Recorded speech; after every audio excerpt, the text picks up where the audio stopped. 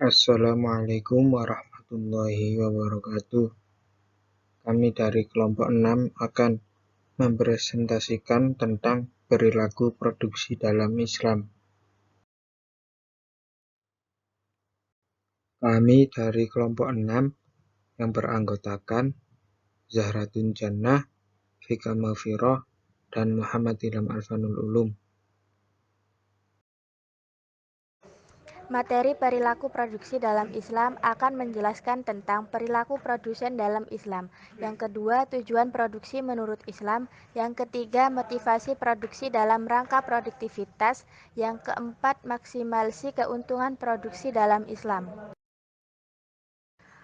Perilaku produsen dalam Islam. Produksi sangat berprinsip bagi kelangsungan hidup dan juga peradaban manusia dan bumi.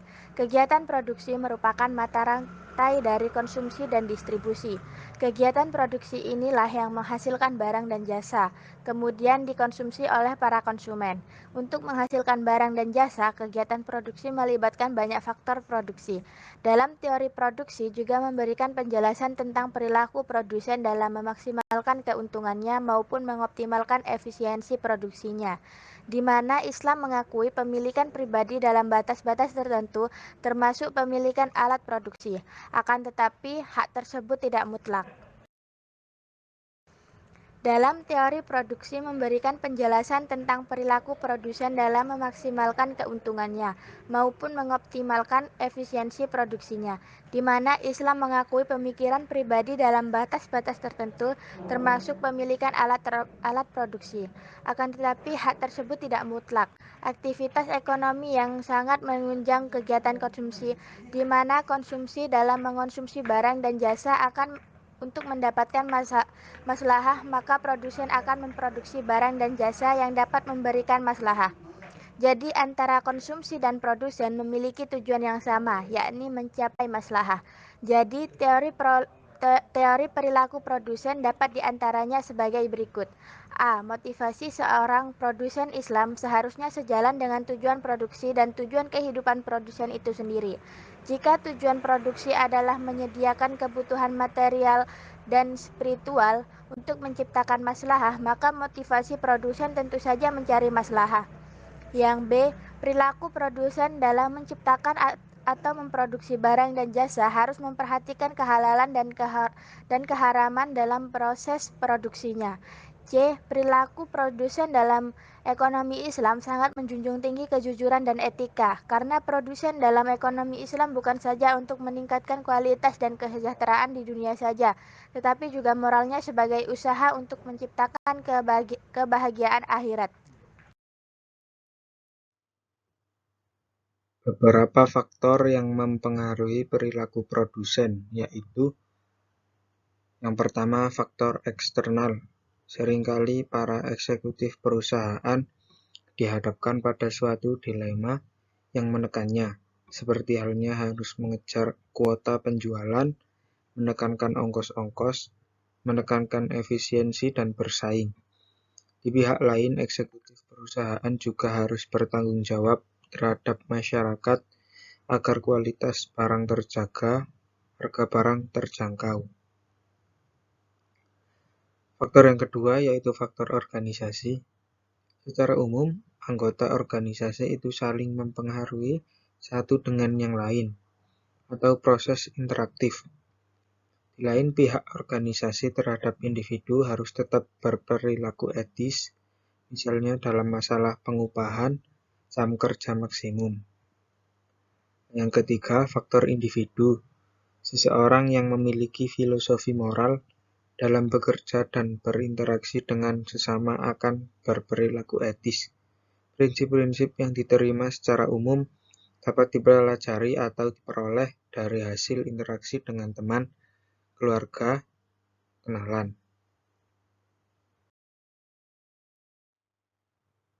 Tujuan produksi menurut Islam. Dalam ekonomi konvensional, produksi dimaksudkan untuk memperoleh laba sebesar-besarnya.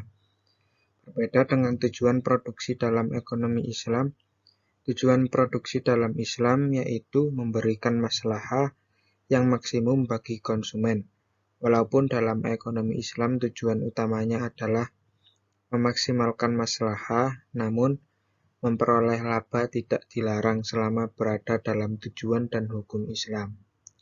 Dalam konsep maslahah dirumuskan dengan keuntungan ditambah dengan berkah. Keuntungan bagi seorang produsen biasanya adalah laba yang diperoleh setelah dikurangi oleh faktor-faktor produksi. Sedangkan berkah segala hal yang memberikan kebaikan dan manfaat bagi produsen sendiri dan manusia secara keseluruhan. Keberkahan ini dapat dicapai jika produsen menerapkan prinsip dan nilai Islam dalam kegiatan produksinya. Dalam upaya mencari berkah di jangka pendek akan menurunkan keuntungan karena adanya biaya berkah. Tetapi dalam jangka panjang kemungkinan justru akan meningkatkan keuntungan karena meningkatnya permintaan. Untuk yang selanjutnya, yakni motivasi produksi dalam rangka produktivitas. Yang pertama, profit bukanlah merupakan satu-satunya elemen pendorong dalam berproduksi, tetapi kehalalan dalam menghasilkan suatu barang atau jasa dan keadilan dalam mengambil keuntungan merupakan motivasi penting dalam berproduksi.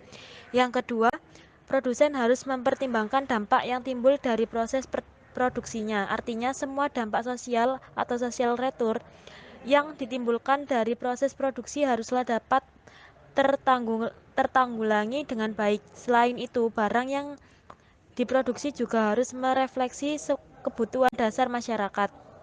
Yang ketiga, produsen harus memperhatikan nilai-nilai spiritualisme, di mana nilai tersebut harus dijadikan penyeimbang dalam melakukan produksi. Artinya, harus kembali lagi kepada hakikat penciptaan manusia dan niatnya untuk mencari ridha Allah.